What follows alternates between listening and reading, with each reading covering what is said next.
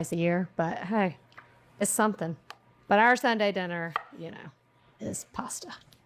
Another thing I think of when I think of Sunday dinner, if we weren't eating at my grandmother's house, for example, we might be eating at the cafeteria. So some of this menu is inspired by the old cafeterias, the cafeteria restaurants, not the school cafeteria. And you want to start them in cold water so you can have your pot ready with cold water. To our potatoes, go ahead and salt your water. You can't really mess this up either. You want to cook these until they are like super falling apart. So in another saucepan, I like to heat up milk and butter. And we're gonna add that in instead of adding cold milk in. Just a little trick they teach you in culinary school. Show you how tender these potatoes are. See, they just are super fork tender, not where they're just barely fork tender, but where they almost fall apart. All right, this is key to getting the best fluffy mashed potatoes. Drain them. And then we're gonna put them back in the hot pot. Set it over the burner while it's still hot. This way, any excess moisture can evaporate out.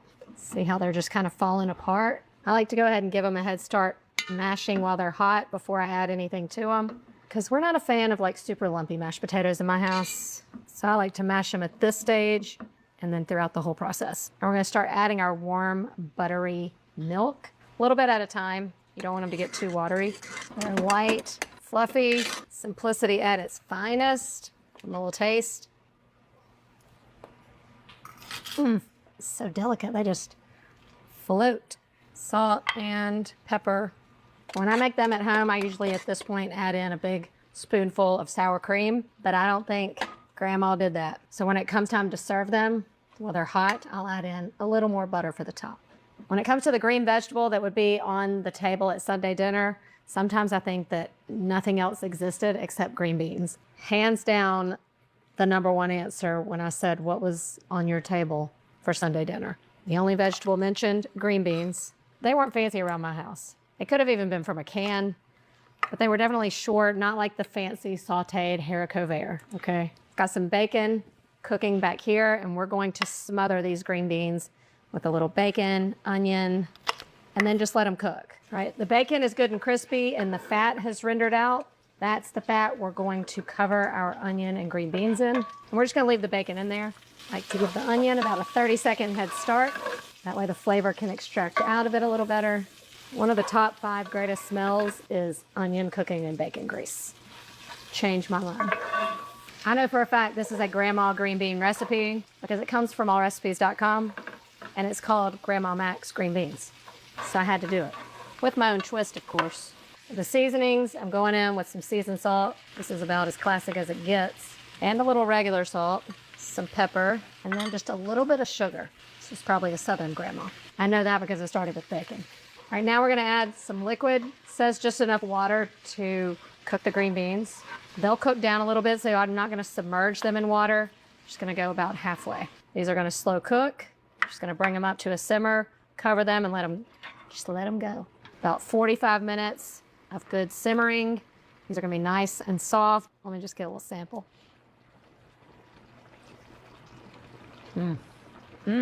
Grandma Mac knew what she was doing. Whether at your grandmother's or the cafeteria, there was a little salad on the table. And the salad couldn't be more basic. And when I think about my childhood and what I remember is that the dressing that my mom always made sure we had was Thousand Island. So we're gonna have a simple salad with Thousand Island dressing. I'm gonna make the Thousand Island dressing. And you have everything on hand to make it, so you really don't need to buy the bottled stuff. Ketchup, I know separately it's weird. And sweet relish, a little salt and pepper. And my mom always added a dash of vinegar.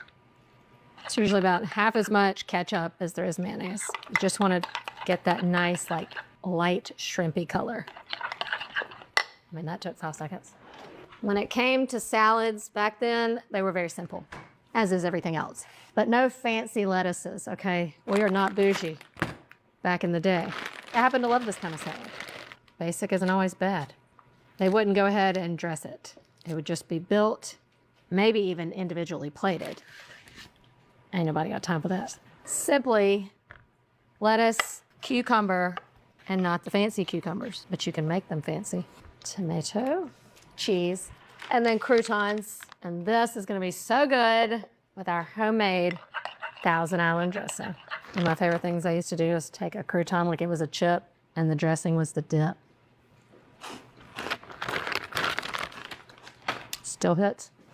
Grandma always had something sweet on the table. The real dessert I remember my grandmother having, I'm going to surprise you with at the end, but it's not much cooking to that one, so I'm going to whip something up for you. I did a little poll on my Instagram to see what dessert was most commonly served after Sunday dinner at your grandmother's. The two most popular answers were banana pudding and a pie. Well, you've seen me do banana pudding, so now we're going to do a pie. And when it comes to pie, I think the most popular was either a fruit pie or a chocolate pie, so I'm gonna do a chocolate pie. So I just did store-bought pie dough, and then we're just going to, in this pot, start with 3 egg yolks. You might have been a part of that poll that I asked on my Instagram, and if you're not, are you following me on Instagram?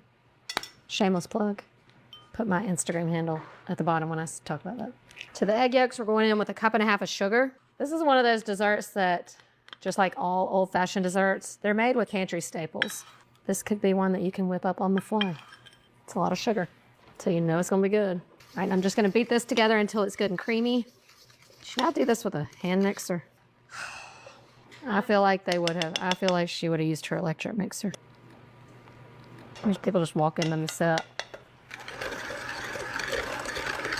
My egg yolks were not large enough. Going in with another one. Guess the chickens were bigger back then. So now we put in our cocoa powder and a little cornstarch. This will help thicken it in addition to that egg yolk. Kind of like we're just making a chocolate pudding. And a little salt. Okay, now we add in the milk. It's 3 cups of milk, so that I know this looks really thick. I'm gonna thin it out and then thicken it back up on the stove. Me multitasking. Once this is smooth and well blended, now we go to the stove and we're going to cook it until it comes to a simmer. We're gonna cook it for about 5 minutes until it's good and thick. Recipe states to stir it with a wooden spoon the whole time. All that sugar will dissolve and it'll get nice and thick. It smells so good. Look how thick it is. Coating the back of the spoon. Little sample for me. And then the final step is to stir in a tablespoon of cold butter and a little vanilla. Stir that until that butter melts. Why do we complicate things?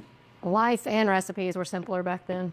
That's why we're bringing it back. All right, now we're gonna pour it into our pie crust.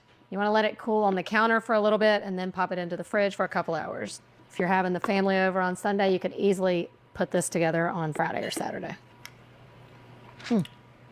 Time to set the table.